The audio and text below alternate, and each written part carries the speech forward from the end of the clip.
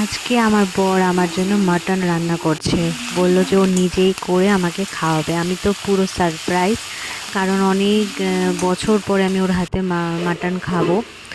সবসময় তো আমি করি, তো আজকে ও বললো যে আজকে ওই আমাকে বানিয়ে খাওয়াবে। আর আমাকে কিচ্ছু করতে দেয়নি। মাটনটাকে পরিষ্কার করা, ধোয়া, তারপরে আলু রসুন সব কিছু রেডি ও নিজেই করেছে, আমাকে কিচ্ছু করতে দেয়নি। তো আজকে তো আমি পুরো হ্যাপি। তো ওর হাতে আজকে কষা কষা মাটনটা খাবো, কারণ আমরা রুটি দিয়ে খাবো, তাই মাখা মাখা করে ও বানাচ্ছে। দেখো কালারটা জাস্ট অসাম। তো দেখবো আজকে খেয়ে ওর হাতে কেমন হয়। অনেক দিন পর ওর হাতে আমি মাটন খাবো, তো আমি তো খুব এক্সাইটেড। আর সব কিছু নিজেই রেডি করে বানাচ্ছে, আর আমি পুরো চিল মুডে আছি আজকে। আমার আজকে আরামই আরাম। আর এখন দেখো আমি ফ্রিজ থেকে ঠান্ডা ঠান্ডা জাম বার করে মেখে নিয়েছি, খাবো বসে বসে।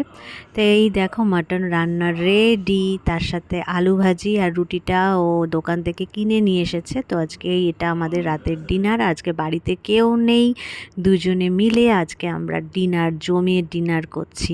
তো তোমাদের কেমন লাগলো আজকে ভিডিওটা প্লিজ কমেন্ট করে বলো। তো চলো, টাটা, বাই বাই।